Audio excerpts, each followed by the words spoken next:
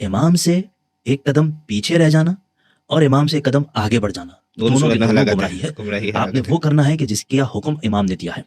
اگر ائمہ اطہار نے حکم نہیں دیا لیکن کہیں پر کرتے ہوئے نظر آئے ہیں یا کوئی کر رہا ہے تو اس کو اپریشیٹ کیا ہے، تب بھی آپ ان کاموں کو انجام دے سکتے ہیں۔ لیکن ہمیں ائمہ کی سیرت میں نظر آتا ہے کہ وہ عید کی نماز کا حکم دے رہے ہیں، عید کو منانے کا حکم دے رہے ہیں، عید کے دن بہترین لباس پہننے کا حکم دے رہے ہیں۔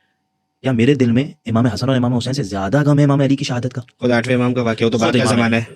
باقاعدہ زیب تن کیا بہترین لباس، اور نماز پڑھنے ایسے نکلے کہ لوگوں کو لگ رہا تھا کہ در و دیوار سے صدائے تکبیر بلند ہو رہی ہے، بے شک اور ایسے نکلے ہیں کہ لوگ یہ کہنے پہ مجبور ہوئے کہ ہم نے آج تک امام رضا کو اس انداز سے اپنے گھر سے نکلتے ہوئے نہیں دیکھا۔ یعنی کچھ نہ کچھ اس ایسا انداز تھا کہ جو جداغانہ انداز تھا باقی ایام کی نسبت۔ یعنی ائمہ تو اس دن کو نہ صرف منا رہے ہیں بلکہ منانے کا حکم دے رہے ہیں۔ بے اور شک ہم کیا کہہ رہے ہیں؟ ہم یہ کہہ رہے ہیں کہ ہم ان دنوں کو نہیں بنائیں گے، کیوں؟ کیونکہ ہمارا فلانا ہمارے جو ہے وہ والا غم کہ جو امیر کائنات سے منسوب تھا وہ تازہ ہو گیا۔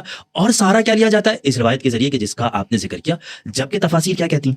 تفاسیر یہ کہتی ہوئی نظر آتی ہیں کہ یقیناً یہ دن وہ دن ہوتے ہیں کہ جس میں ہمارا غم تازہ ہو جاتا ہے۔ کیوں تازہ ہو جاتا ہے؟ حق کیونکہ وہ حق کہ جو ہمارا تھا وہ جب ہم دیکھتے ہیں کہ ہمارے پاس نہیں ہے اور کسی اور کے پاس ہے، یہ چیز ہمیں رلاتی ہے اور یہ چیز ہمیں غمگین کر دیتی ہے۔ یعنی کہ وہ حکومت کا حق، کیونکہ اس زمانے کے اندر نماز وہ پڑھایا کرتا تھا جو حاکم وقت ہوتا تھا، تو جب وہ حاکم وقت کو دیکھ رہے ہیں نماز پڑھاتے ہوئے تو یہ حق تھا امام کا کہ جو چھین لیا گیا، وہ تک کہ جس پر حاکم بیٹھا ہوا ہے وہ حق تھا امام کا جسے چھین لیا گیا۔